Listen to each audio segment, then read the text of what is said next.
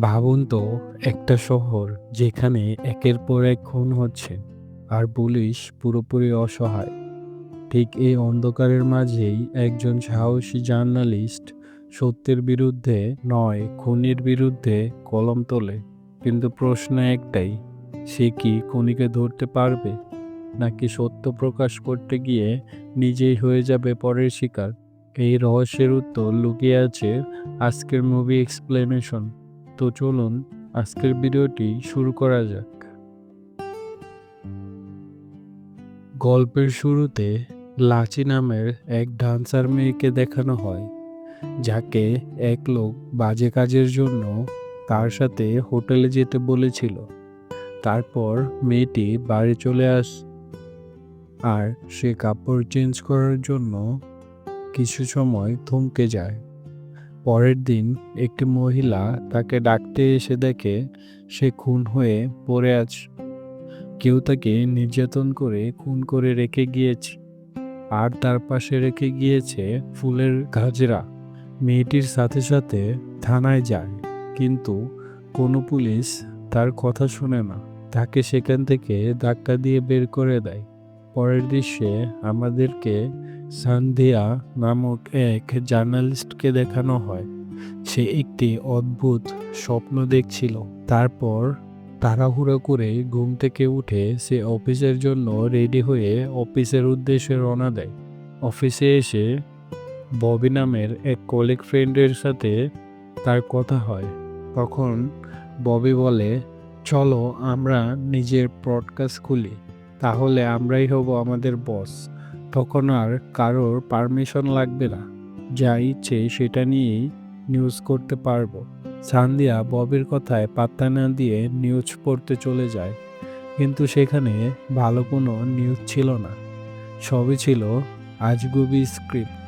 তখন সান্ধিয়া রেগে সে বসের কাছে আসে আর বসকে বলে, আমরা মানুষদেরকে কি নিউজ দিচ্ছি? তখন তার বস বলে, আমি তোমার বস না তুমি আমার বস? তুমি আমাকে শেখাতে এসো না।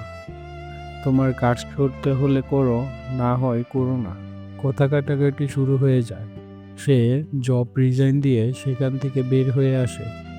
তারপর সান্ধ্যা একটি ক্যাফেতে বসে চিন্তা করছিল সে এখন কি করবে। এটা ছিল তার বয়ফ্রেন্ডের ক্যাফে। তখন তার বয়ফ্রেন্ড তাকে অনেক সান্ত্বনা দেয়। সে তাকে বলে, তোমার জব করতে ভালো লাগেনি, তুমি জবটা ছেড়ে দিয়েছো, এটা নিয়ে রিগ্রেট করার কি আছে? আমাকে দেখো, আমিও তো আইটি কোম্পানি ছেড়ে দিয়ে ক্যাফে খুলেছি, কারণ এটা আমার প্যাশন। তখন সান্ধ্যা বলে, তোমার এসব বকবকামি দয়া করে একটু থামাও। আমার বলে, তাহলে এখন কি করবে, ভাবছো কিছু? সান্ধ্যা বলে, আমি ভাবছি নিউজের পডকাস্ট খুলব। ববি তো এটা শুনে অনেক খুশি হয়ে যায়। সান্ধ্যা বলে, ববি আমাকে সকল ইনফরমেশন কালেক্ট করে দিবে, আর আমি বাকিটা দেখে নেব। এখানে অমর সান্ধিয়ার সাথে খুনসুটি করতে থাকে। তারপর দুজনের কথার মধ্যে আমরা বুঝতে পারি তাদের সম্পর্ক রয়েছে। এরপর সান্ধিয়া আর অমরের ফ্যামিলি একে অপরের সাথে দেখা করতে যায়। সান্ধিয়া দেখা করতে যাওয়ার আগে বারবার ববিকে কল করছিল, কিন্তু ববি কিছুতেই কল উঠাচ্ছিল না। তখন কেয়ার করার সান্ধ্যা চলে যায় ওমরের বাড়ি।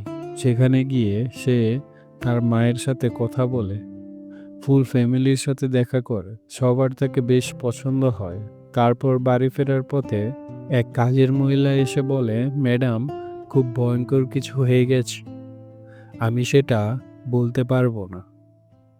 আপনি তাড়াতাড়ি আমার সাথে ববি ম্যাডামের বাড়িতে চলুন। তখন সান্ধ্যা একটুও দেরি না করে ববির বাড়িতে চলে যায়। সেখানে গিয়ে দেখে ববিকে শারীরিক নির্যাতন করে নির্মমভাবে হত্যা করা হয়েছে, আর তার সাথে তার বয়ফ্রেন্ডকেও খুন করা হয়েছে। এইসব কিছু দেখে সান্ধ্যা একেবারে শক হয়ে দাঁড়িয়ে থাকে। তারপর সেখানে পুলিশ অফিসার রাজীব আসে, আর তাকে মিডিয়ায় জিজ্ঞেস করলে সে কোনো উত্তর না দিয়ে ক্রাইম সিনে চলে সেখানে তখনই সান্ধ্যা আর ওমর দাঁড়িয়ে ছিল। রাজীব দেখে বয়ফ্রেন্ড গার্লফ্রেন্ড মারা যাওয়ার আগে হয়তো তাদের মধ্যে কোনো সম্পর্ক হয়েছিল। কারণ সেই রকম জিনিস পাওয়া যায় এখানে। এসব কিছু দেখে রাজীব পোস্টমর্টম রিপোর্ট করিয়ে আনতে বলে।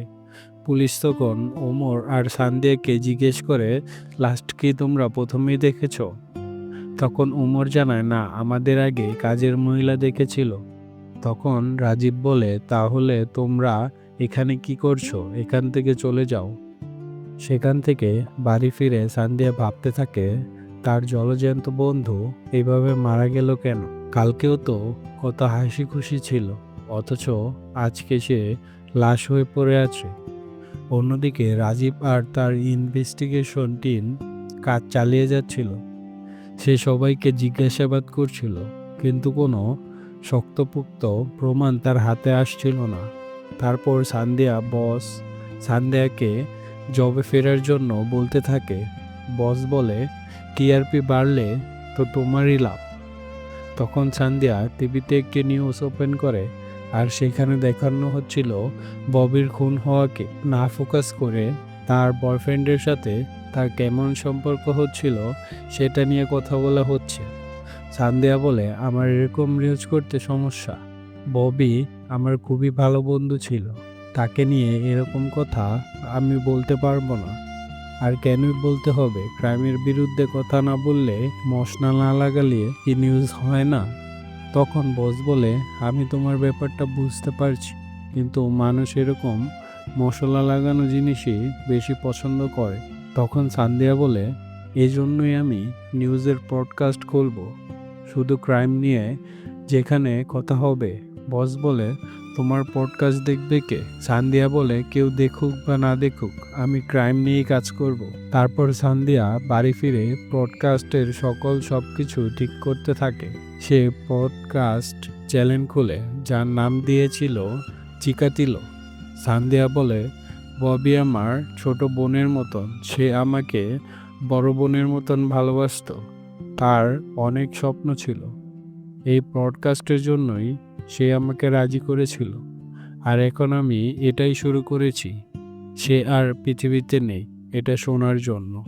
আমি ভাবতাম ববির ব্যাপারে আমি সব জানি, তার যে বয়ফ্রেন্ড ছিল সেটা আমি জানতাম না, আর তাদের স্টোরিটা এরকম এন্ডিং হবে সেটাও জানা ছিল না। আমি সেখানে একটি জিনিস লক্ষ্য করি, ববির গলায় চেনটা মিসিং ছিল। আমি সেই ব্যাপারে পুলিশকে জানাই।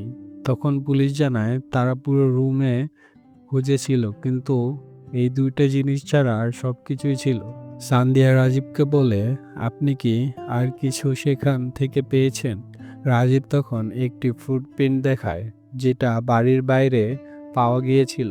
তখন সান্দিয়া ভাবতে থাকে, ওমরের সাথে দেখা করতে গিয়ে ওয়াচম্যানকে কাদাযুক্ত পা ধুতে দেখেছিল।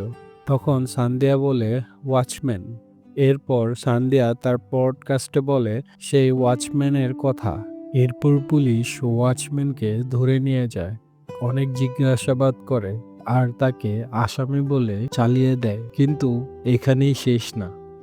তারপর সান্দিয়া জানতে পারে ওয়াচম্যান এই ইয়াররিং আর গলার চেন দুটো বাসা থেকে কুড়িয়ে এনেছিল। সে আসল মার্ডার করেনি। তাহলে কি এই মার্ডার করেছে তা দেখতে পরবর্তী পার্ট অবশ্যই চোখ রাখবেন। আর এই পরবর্তী পার্ট দেখতেই আপনাকে আমার চ্যানেলকে সাবস্ক্রাইব করে রাখতে হবে।